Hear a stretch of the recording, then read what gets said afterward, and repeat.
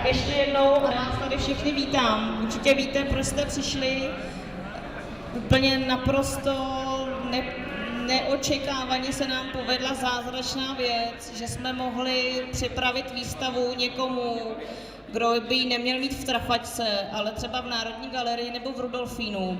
Protože tahle osobnost, to, že jsme ji vůbec dostali do Prahy a to, že vystavuje to, co dělala posledních 40 let, je fakt zázrak, že je tady.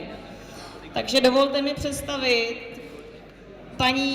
paní fotografku Martu Cooper.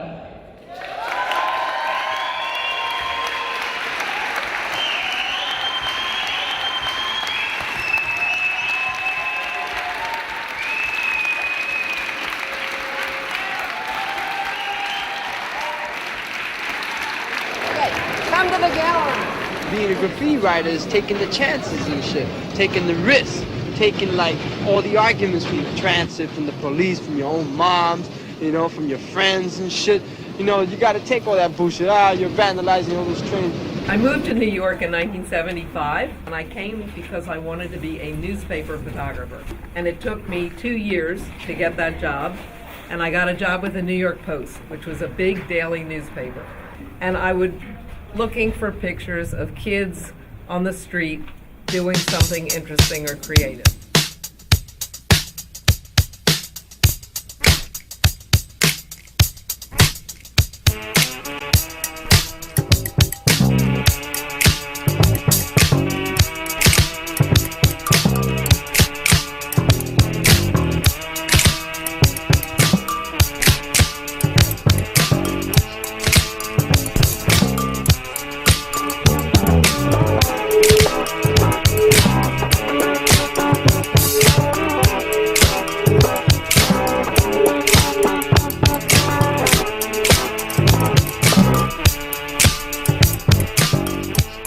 So while I was looking for these pictures, and these are all pictures of kids making things or doing things, one of the boys that I used to see, he introduced me to Dondi, and then how I started shooting graffiti.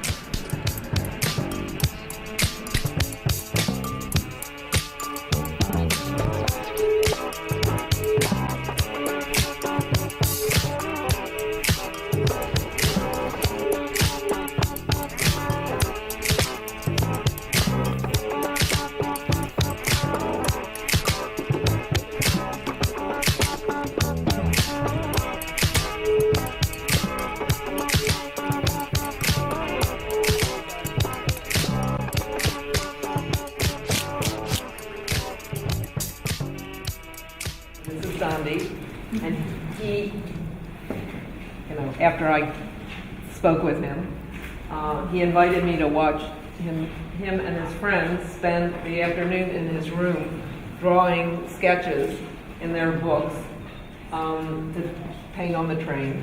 And these are Dondi's photos that he took himself. So there was always a connection between photography and graffiti, because photography was the proof that you had put something on a train. So therefore I could make a connection because I could take good pictures.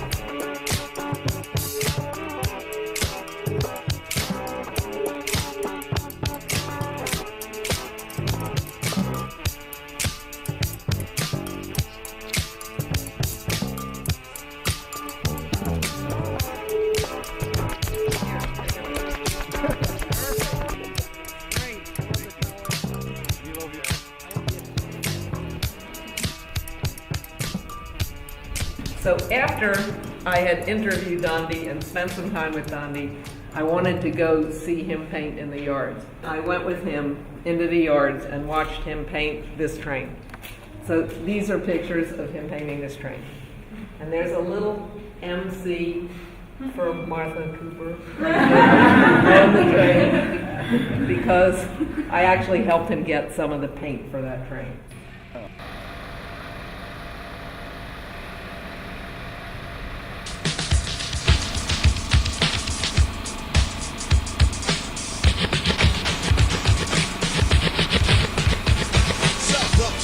What do I see? Kids growing up in the community. South Bronx, New York. What do I see? Kids growing up in the community. cats. Look at those kids over there. Check them out. I hear you, Charlie, man. You know those kids now is the grown-ups of tomorrow, man. They're the future. I hear that. I know where you're coming from, man. That's what I'm talking about, man. Streets are filthy, crime is high. People look suspicious when you walk by. No smiles or grins as the city sins, and when it comes to violence. So after this, then I began to look at trains like for hours and hours and hours. And these are some of the pictures that I took. But I didn't even begin to look at the trains until after I understood what was happening. And I didn't even know that there were these big pieces on the trains, because in underground, when you used to get on a train, you really didn't look at the train. And at any one time, maybe there would only be one car in the entire line that was completely painted. But wait, that's not how it looks to me. It's a challenge, an opportunity to rise above the stink and debris. Gotta start with nothing and then you build. Follow your dream until it's fulfilled. Yeah, I didn't think that, Charlie, you know, about following your dream, man. Cause I got a dream, and that's to be number one, and I'm gonna follow mine. It was an amazing scene. So I really wanted this picture, and I'm actually had to set up lights to get this picture, because in those days, historical time, the film I was shooting like ISO 64, very low light, and also not balanced for fluorescent lighting, which wasn't. So I actually set up lights in this room. So I feel proud that I could get a picture where they're actually seemingly not aware of the camera. So as a photographer, maybe that was my most difficult picture, or one of my more difficult pictures. You gotta push, that's what it's all about.